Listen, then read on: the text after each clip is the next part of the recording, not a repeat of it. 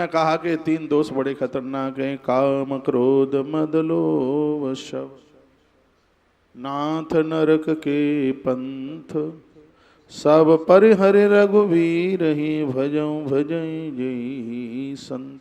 मंदोदरी अपने पति को समझाती है, ये तीनों दोष बड़े खतरनाक हैं, जिसे संत भजते हैं उनको तुम भी भजना शुरू कर दीजिए। तो उसमें क्रोध सब कुछ नष्ट कर देता है, इसलिए भले लोगों को, सजग्र और समझदार लोगों को इन तीनों दोषों से बच करके रहना चाहिए। अल्प लोभ भल कैयन को, ये भी रामायण की चौपाई है। अल्प माने थोड़ा भी यदि लोभ किसी के अंदर है तो उसको कोई भला नहीं कह सकता। और ये क्रोध तो बिल्कुल जलते हुए अंगारे की तरह भैया, हमारे हाथ पांव सब जला देगा, हमें खत्म कर देगा।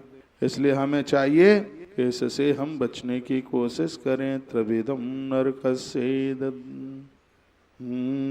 काम क्रोध मद लोभ शव, नाथ नरक के पंथ, सब परिहरि रघुवीर ही भजई भजई संत। तो 3 दोष बड़े खतरनाक है, नरक के 3 ही द्वार हैं, काम क्रोध और लोभ। इसलिए अवध की कथा में बड़ा अद्भुत वर्णन किया है कि भगवान प्रभु श्री राम जी का वनवास इसलिए हो गया, महाराज दशरथ के मन में काम आ गया, कैकेयी माता के मन में क्रोध आ गया और मंथरा के हृदय में लोभ ने आके जन्म ले लिया। जहाँ ये तीनों दोष होंगे, ध्यान से सुनिएगा, वहाँ सत्य, समर्पण और शांति, तीनों में से एक भी चीज नहीं रहेगी। इसलिए इससे पूरी बचने की कोशिश कीजिए। केवट की नाव में भगवान बैठ गए। क्यों बैठ गए?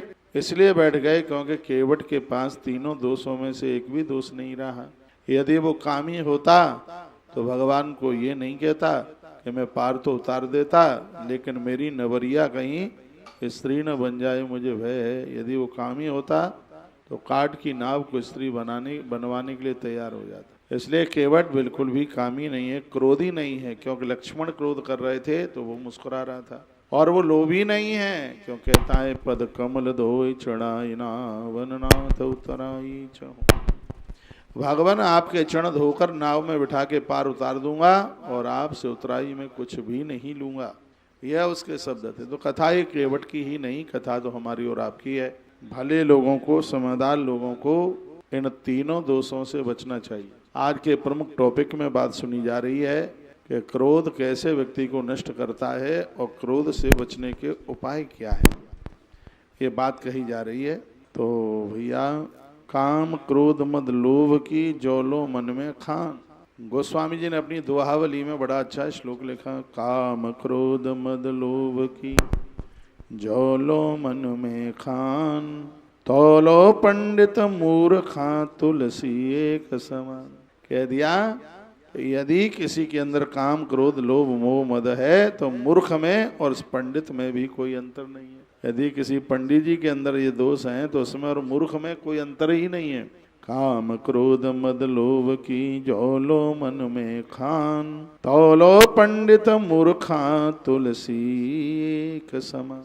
वो स्वामी तुलसीदास जी कहते हैं वो एक समान है, वह है। इसलिए भले लोगों को, समझदार लोगों को इससे पूर्ण रूप से बचने की कोशिश करनी चाहिए।